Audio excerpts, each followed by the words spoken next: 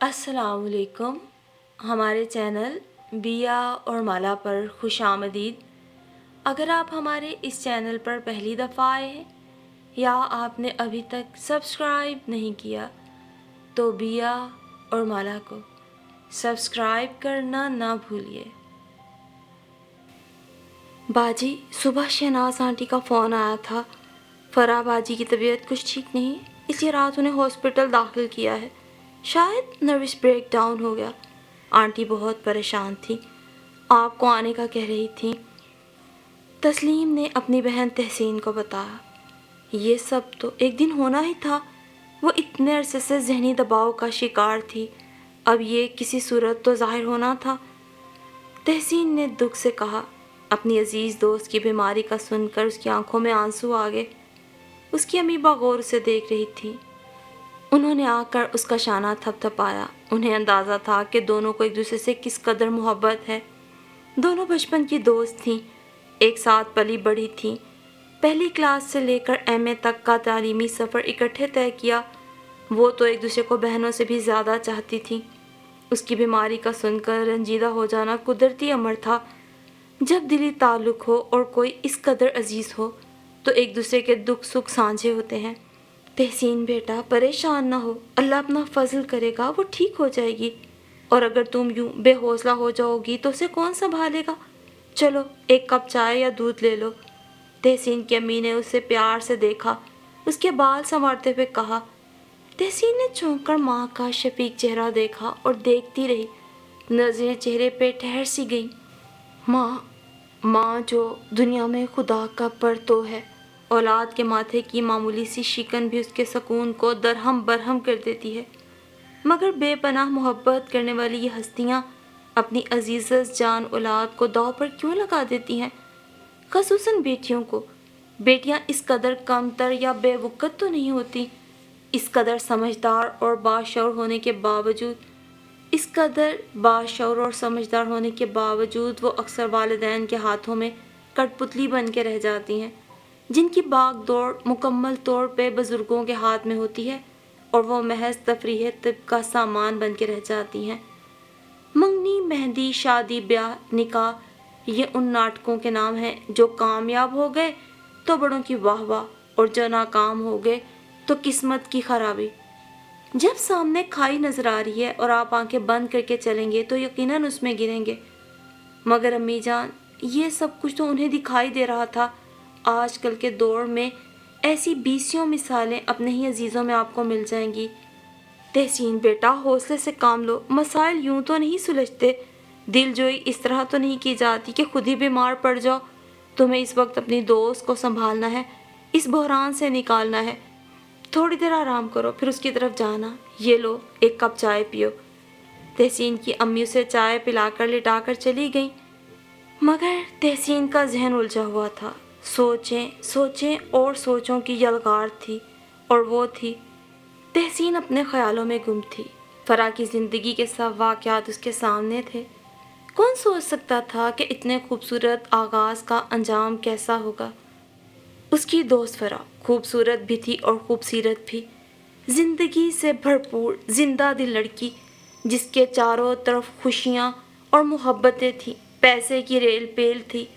غم و فکر سے بے نیاز. اس کی زندگی پر تو کبھی غم کا سایہ بھی نہ پڑا تھا. وہ 3 بہن بھائی تھے اور وہ سب سے بڑی تھی. اس سے چھوٹے 2 بھائی تھے. اس کے پاس کس چیز کی کمی تھی؟ چاہنے والے بھائی، جان نثار کرنے والے والدین. اس کی کون سی ایسی خواہش تھی جو پوری نہ ہوئی ہو؟ وہ 3rd ایئر میں گئی تو اس کی منگنی اس کے پھپھوزاد عمیر سے کر دی گئی. ابھی چاہت کے مفہوم سے پوری طرح آشنا بھی نہ ہوئی تھی اور نہ ہی محبت کے رموز کی آگاہی سے کیپا بند کر دی گئی. معصوم سوچوں کو ایک مرکز مل گیا اور خوبصورت جذبوں کو ایک محور. عمیر اس کا پھوپھی زاد بھی تھا، بچپن کا ساتھی بھی اور اب منگیتر بھی. سو اس نے اپنے تمام جذبے بلا خوف و خطر عمیر کے نام کر دیے. جدائی کا اندیشہ تھا اور نہ مستقبل کا خوف. وہ اس کے الہڑ پن کے خوبصورت خوابوں کی تعبیر بن چکا تھا. پھوپھی اس پہ وارث صدقے ہوتی تھی، والدین اس پہ فدا تھے اور عمیر کی والہانہ نگاہیں ہر دم فرح کا احاطہ کیے رہتی. وہ دونوں ہی اس بندھن سے بے حد خوش تھے۔ محبت کے خوبصورت رنگوں کا عکس اس کے چہرے پہ تھا جس نے اسے اور بھی دلکش بنا دیا تھا۔ چاہے جانے کا نشہ ہی کچھ اور ہوتا ہے۔ روپ تو چاہنے والوں کی نظروں سے ہی نکھرتا ہے، اور وہ عمیر کی چاہت تھی۔ اس احساس نے اسے اور بھی معتبر کر دیا تھا۔ اس کی اپنی چاہت بھی عمیر سے کسی صورت کم نہ تھی، بلکہ زیادہ ہی گہری ہوگی، مگر عموماً جذبوں کا اظہار مردوں کے حصے میں آیا ہے۔ شدید محبت کے ہوتے ہوئے بھی عورت اس کا اظہار کر کے اپنی بکت کھونا نہیں چاہتی۔ وہ عاشق ہوتے ہوئے بھی معشوق ہی رہنا چاہتی ہے۔ وہ طالب ہو کر بھی مطلوب ہی رہتی ہے۔ یہی مشرقی عورت کی آن بان ہے، شرم و حیا ہے۔ دونوں ہی ایک دوسرے کی چاہت میں ڈوبے ہوئے تھے۔ کس قدر خوبصورت دن تھے۔ روزانہ ہی اس کی فرینڈز اسے گھیر کے کالج کی شاپ پہ لے جاتی اور پھر عمیر کے نام پر دعوت کھا کر اس کی جان چھوڑتی۔ وہ 4th ایئر میں گئی تو عمیر نے انجینئرنگ پاس کر لی۔ وہ مزید تعلیم کے لیے امریکہ جانا چاہتا تھا۔ لائق اور ذہین طالب علم تھا۔ فرح اور والدین کو بھلا کیا اعتراض تھا۔ اس کے جانے کی سب تیاریاں مکمل ہو گئی تو فرح کی پھپھو کو خیال آیا کہ کہیں اتنا خوبرو ہونہار سپوت کسی گوری کے چکر میں نہ پھنس جائے، کیوں نہ پکا کام کیا جائے، اس کا نکاح کر دیا جائے۔ انہوں نے نکاح پہ زور دیا۔ فرح کے والدین تھوڑا ہچکچائے تو ضرور، مگر پھر یہ سوچ کے کہ گھر کا لڑکا ہے، دونوں میں اتنی چاہت ہے، نکاح تو کرنا ہی ہے، خواہ انکار کر کے بدمزگی کرنے کا کیا فائدہ، جبکہ اعتراض کا کوئی معقول جواز بھی نہیں۔ عمیر اس نئی تجویز سے بے حد خوش تھا۔ اس نے فرح سے کہا، بس نکاح ہو جانے دو، میری کوشش ہوگی کہ تم BA کے بعد وہاں آ جاؤ، مجھ سے اتنا عرصہ وہاں تنہا نہیں رہا جائے گا۔ فرح اس کے امریکہ جانے کے خیال سے پریشان بھی تھی، خوف زدہ بھی، کیونکہ وہ عمیر کی لاوالی طبیعت سے اچھی طرح واقف تھی۔ عمیر کی ہر خواہش بہت شدید ہوتی تھی، مگر پھر یکدم ہی ختم۔ وہ کبھی کسی چیز کو بھی سنجیدگی سے نہیں لیتا تھا۔ اسے ڈر تھا وہاں جا کر وہاں کی رنگینیوں میں کھو کے اسے بھول نہ جائے، کسی اور سے متاثر نہ ہو جائے۔ اس نے اپنے ان اندیشوں کا اظہار عمیر سے بھی کر دیا۔ اس کے اندیشے جان کر وہ خوب ہنسا۔ بے وقوف ہو، جیسا سوچ رہی ہو تو تم میری رگ رگ میں بسی ہو، اور میں تنہا کب جا رہا ہوں، تمہارا خیال تو ہر دم میرے ساتھ ہوگا، اور پھر اب نکاح کے بعد تو محترمہ مجھ پہ تمہارا حق ہو جائے گا، مکمل حق، کان سے پکڑ کر بھی بلا سکتی ہو۔ ویسے بھی بندے میں دم مارنے کی بھی مجال کہاں ہے۔ فرح صاحبہ، یہ رشتہ میں نے چاہت سے جوڑا ہے، مارے باندھے کا نہیں ہے۔ جو تم خوف زدہ ہو، تم تو میری رگے جاں سے بھی قریب تر ہو۔ تم سے بچھڑنا تو میری موت ہے۔ یقین کرو، میں تمہارے بغیر اب زندہ رہنے کا تصور بھی نہیں کر سکتا۔ اب تو ہر قدم مل کے ہی اٹھائیں گے۔ عمیر نے بھرپور انداز میں اسے اپنی چاہت کا یقین دلایا۔ جب جذبے اتنے شدید ہوں تو بھلا اس وقت نکاح کی کیا ضرورت؟ تمہارے نام کی انگوٹھی ہی بہت ہے۔ تعلق تو دلوں کا ہوتا ہے، یہ سب واپسی پہ ہوتا تو زیادہ اچھا تھا۔ فرح نے سمجھانا چاہا، مگر تمہیں نکاح پہ اعتراض کیا ہے؟ کیا مجھ سے بہتر ساتھی کی توقع اور امید ہے جو میرے نام سے وابستہ ہونا نہیں چاہتی؟ فرح، تمہارے دل میں کیا ہے؟ عمیر نے اس کی نگاہوں میں دیکھتے ہوئے مذاق سے کہا تو فرح کی آنکھوں میں موٹے موٹے آنسو آ گئے۔ شرم تو نہیں آتی ایسی باتیں کرتے ہوئے؟ وہ سچ مچ رو دی۔ یہ کیا حرکت ہے؟ مذاق کو مذاق ہی رہنے دیا کرو۔ یقیناً اس بندھن سے ہمارے لیے دشواریاں نہیں، آسانیاں ہی ہوں گی۔ بزرگوں کی خوشی بھی پوری ہو جائے گی، اور 1 سال بعد میں بھی تمہیں بلانے کا مجاز ہو جاؤں گا۔ گھرداری کے لیے اور بچوں کی صحیح تربیت کے لیے BA تک تعلیم بہت ہے، عمیر نے شوق لہجے میں کہا۔ لمحہ بھر کو فرح نے اپنی حیا بار نظریں اٹھائیں تو وہ عمیر کے جذبے لٹاتی نگاہوں سے مل گئیں۔ اس کا چہرہ تمتما اٹھا، کانوں کی لویں تک سرخ ہو گئیں۔ لب خاموش تھے مگر نگاہیں محو کلام، ہر جذبہ بیاں ہو رہا تھا۔ ان نگاہوں میں محبت کی شدت کے رنگ بھی تھے اور مستقبل کے خواب بھی، اور وہ یوں نکاح کے بندھن میں بندھ گئی۔ عمیر بھی پھر دامن میں ڈھیروں دعائیں اور محبتیں سمیٹے امریکہ روانہ ہو گیا، اور فرح پڑھائی میں مشغول ہو گئی۔ BA کے امتحانوں تک تو وقت بہت تیزی سے گزر گیا۔ پڑھائی کی مصروفیت اور دامن میں عمیر کی خوبصورت یادیں، محبت کے لہجے میں ڈوبی سرگوشیاں، زندگی میں کوسے قزاق کے رنگ سے بکھرے تھے۔ ہر سو بہار ہی بہار تھی۔ فون اور خطوں میں ایک تسلسل قائم تھا۔ رابطے بحال رہے تو اندیشے سر نہیں اٹھاتے۔ اس کے BA کے امتحانوں کے بعد عمیر نے اسے وہاں بلانے پہ اصرار کیا، مگر سب کو اس تجویز پہ اعتراض تھا کہ اس طرح وہ دل جمعی سے پڑھ نہیں سکے گا۔ 1-1.5 سال کی اور بات ہے، وقت گزرتے کہاں پتہ چلتا ہے، اور اپنی تعلیم مکمل کر ہی لے تو بہتر ہے، ورنہ زیادہ وقت لگے گا۔ اس صورت میں یقیناً اسے واپس آنے کی جلدی ہوگی، اسے دل لگا کے پڑھ لے تاکہ جلدی فارغ ہو جائے۔ سب نے ہی اس بات پہ اتفاق کیا اور اس کے اصرار کو کوئی اہمیت نہ دی۔ فرح کی پھپھو نے کہا اگر فرح مزید پڑھنا چاہتی ہے تو وہ بھی MA میں داخلہ لے لے، اس دوران عمیر کی تعلیم بھی مکمل ہو جائے گی۔ اسے اپنی پھپھو کی یہ تجویز پسند نہ آئی، کیونکہ عمیر نہیں چاہتا تھا کہ وہ مزید پڑھے اور شادی میں مزید التوا ڈالے۔ مگر فرح خود مختار تو نہ تھی کہ اپنی مرضی سے خود ہی امریکہ روانہ ہو جاتی۔ ابھی تو باقاعدہ رخصتی ہونا باقی تھا۔ اس کے لیے ضروری تھا کہ عمیر کے گھر والے باقاعدہ کوئی تاریخ طے کرتے، رخصتی کی خواہش کا اظہار کرتے۔ جب وہی لوگ چپ تھے تو یہ لڑکی والے کیا کہتے؟ عمیر کی چھوٹی بہن رملا کی بھی منگنی ہو چکی تھی۔ دونوں کی شادی ایک ساتھ کرنے کا پروگرام تھا۔ انہوں نے یہی سوچا تھا کہ عمیر کا ولیمہ ہوگا اور رملا کی رخصتی، مگر عمیر کی شادی تو التوا میں پڑ گئی۔ رملا کے سسرال والوں کو جلدی تھی، اس لیے اس کی شادی کی تاریخ طے ہو گئی۔ عمیر نے پھر اصرار کیا کہ فرح کو رخصت کروا لائیں اور امریکہ روانہ کر دیں، مگر سب نے ہنس کے ٹال دیا اور اس کے اصرار کو کوئی اہمیت ہی نہ دی۔ یوں رملا کی بھی شادی ہو گئی۔ رملا کی شادی پہ فرح بہت بجھی بجھی سی تھی، کیونکہ عمیر کے خط بھی بہت کم ہو گئے تھے اور اس کا فون بھی کوئی نہیں آتا تھا۔ اسے معلوم تھا وہ ضرور سب سے ناراض ہو گیا ہے، اس سے بھی خوش نہیں۔ وہ جانتی تھی کہ وہ بہت جذباتی ہے، ان لوگوں کے انکار کو اس نے بہت محسوس کیا ہوگا، اسی لیے سب سے بدگمان ہو گیا۔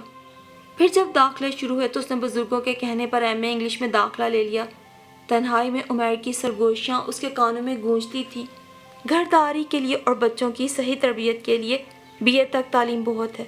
اسے عمیر کی رائے سے اختلاف نہیں تھا، مگر بزرگوں کے فیصلے کے سامنے بے بس تھی۔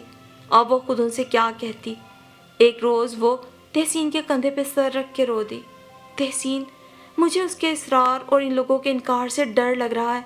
مجھے مستقبل کے اندیشے پریشان کر رہے ہیں۔ یہ سب فیصلے مجھ سے متعلق ہیں اور مجھے ہی بولنے کا حق نہیں۔ میں اور عمیر اکٹھے پلے بڑھے ہیں، میں اس کی رگ رگ سے واقف ہوں۔ یہ سچ ہے کہ وہ مجھے بہت چاہتا ہے، مگر اس میں مستقل مزاجی نام کو نہیں۔ وہ اتنے سال اس نام نہاد رشتے کے سہارے نہیں گزار سکتا۔ آنکھ اوجھل پہاڑ اوجھل والا معاملہ ہے۔ شدید جذبے بھی کبھی کبھار آزمائش میں ڈال دیتے ہیں۔ یہ لوگ انکار کر کے اسے ضد دلا رہے ہیں۔ وہ مجھ سے بھی بدظن ہو رہا ہے۔ اس نے پچھلے خط میں بھی مجھے صاف صاف لکھا تھا کہ MA میں داخلہ لینے کی کوئی ضرورت نہیں۔ پہلے تو میں نے سوچا تھا نہ لوں، مگر گھر بیٹھ کر میرا ذہن اور زیادہ خراب ہو رہا ہے۔ میں بے وجہ الجھی رہتی ہوں، سمجھ نہیں آ رہا کیا کروں۔ فرح نے اندیشوں میں ڈوبی آواز میں کہا، تو یوں کہو کہ تم بھی اس کے پاس جانا چاہتی ہو۔ بے تابی یک طرفہ نہیں، آگ ہے دونوں طرف برابر لگی ہوئی، تحسین نے اسے چھیڑتے ہوئے کہا۔ مگر اس کی چھیڑ چھاڑ بھی فرح کے چہرے پہ کوئی رنگ نہ لا سکی، ورنہ کوئی اور وقت ہوتا تو اس کا چہرہ ایسے فکروں سے تمتما اٹھتا۔ تحسین، سچ یہ مذاق کا وقت نہیں، یا تو ان لوگوں نے نکاح نہ کیا ہوتا یا اب مجھے وہاں بھیجنے سے انکار نہ کریں۔ اگر کچھ ہوا تو میری زندگی پہ اثر ہوگا، ان لوگوں کا تو کچھ نہیں جائے گا۔ فرح پریشان تھی۔ بیکار وہموں میں گھری ہوئی ہو، کچھ نہیں ہوگا۔ بزرگ کچھ سوچ سمجھ کے ہی فیصلہ کر رہے ہوں گے۔ پگلی، یہ تعلق، یہ رشتے اتنے کمزور اور بودے نہیں ہوتے۔ تمہارے سب اندیشے نہ بے وجہ ہیں، تحسین نے اسے سمجھایا۔ خدا کرے ایسا ہی ہو۔ فرح نے بھی دل میں سکون محسوس کیا۔ فون اور خطوں کا وقفہ طویل سے طویل تر ہوتا چلا گیا۔ فرح سے تو خط و کتابت تقریباً ختم ہی ہو چکی تھی۔ گھر والوں نے باز پرس کی تو مختصر سا جواب ملا کہ میں بہت مصروف رہتا ہوں، امتحان ہونے والے ہیں۔ اور پھر چند ماہ بعد ہی اس نے سن لیا کہ عمیر نے وہاں کسی امریکن لڑکی سے شادی کر لی ہے اور وہیں نوکری بھی شروع کر دی ہے۔ اس کا پاکستان واپس آنے کا کوئی ارادہ نہیں۔ یہ سب اڑتی اڑتی سی خبریں سنی تھیں، باتیں تھیں جو ان تک پہنچ رہی تھیں۔ خود اس کے اپنے ہاتھ کی کوئی تحریر ابھی تک نہیں آئی تھی، اس لیے دل کو ایک امید سی تھی کہ شاید یہ سب غلط ہو، किसी दुश्मन ने अफवाह उड़ाई हो, झूठ बोला हो। और फिर उमैर के अब्बा फूफा जी ने उसे डांट डपट के खत लिखा और इस खबर के मुतालिक भी बास पुरस की, तो उसे भी एतराफ़ करने में ज़रा देर न लगी। फ़ौरन ही उसका ख़त माँ शादी की तस्वीर आ गया। आस टूट गई, उम्मीद ख़त्म हो गई। कहने सुनने को बाकी क्या रहा? अब तो सब खबरों की तस्दीक हो गई थी। बहन रोती हुई भाभी के पास गई अपनी सफाई पेश करने, मगर अल्फाज साथ छोड़ गए। वो भी कुछ ना कह सकी। आंसू ज़बां बन गए जो टूट टूट के गिरते रहे, उसके दामन को भिगोते रहे।